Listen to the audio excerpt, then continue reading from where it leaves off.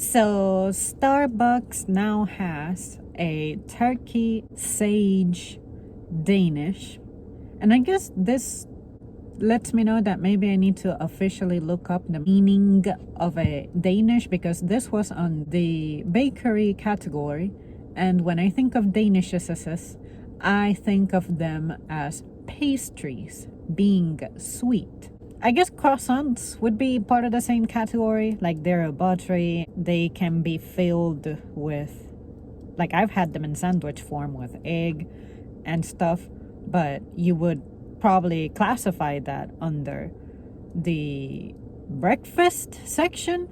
But when you have this under bakery, I'm like, you better not have anything sweet in it, like any sugar or anything, because there's nothing I hate more than seeing meats having sugary stuff.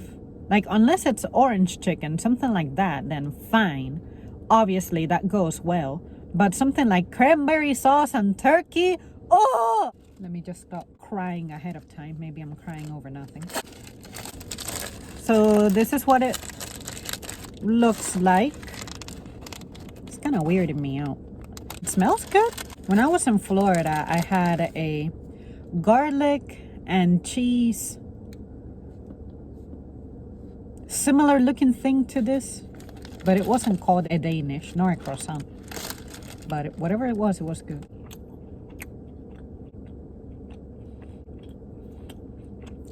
What I'm gathering is this is some kind of turkey patty, and then it has those seasoning thingies that looks like pepper. And of course the herb, which would be sage. I love sage. I should try cooking with it more often, but I just really don't know how to treat it. The pastry itself is flaky, soft, kind of buttery, but it's also toasted ever so slightly, as you can see by those marks right there. At first I thought this was gonna be like, you know, turkey that looks like ham, like a cold cut. I thought it was gonna be either that or kind of like a bacon looking thing. But if anything, I wonder if the turkey is pureed instead. I mean, it looks, I can't describe that. I think it's a patty.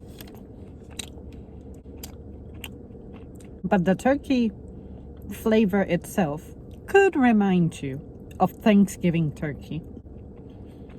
And that's courtesy of the sage, that's for sure. The texture of it is pretty soft. It's reminding me of puree meat, which sounds gross. It's not even like ground beef.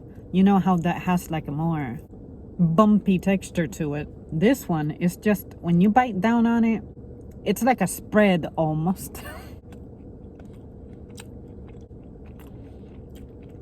It also has some creaminess going on. And I can tell you, it's definitely not sweet. There's nothing sweet going on here. Thank you, Lord. I was worried. Why is this under the bakery category? Only God knows, but maybe it's to highlight the pastry more, because it really should go under the breakfast category.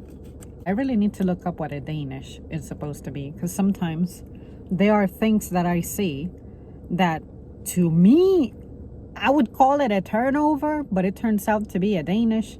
And then some things that I'm like, to me that looks like a, you know, it's got that sliced half bread look to it, triangular shaped.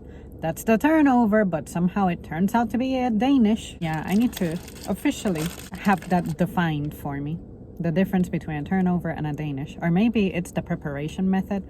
Like, a turnover has obviously been turned over. So yeah, I just want to have that clear in my mind.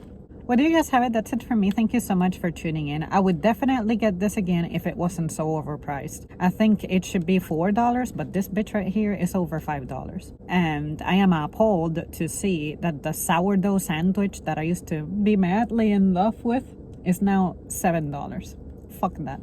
Fuck you, Starbucks. Okay, bye.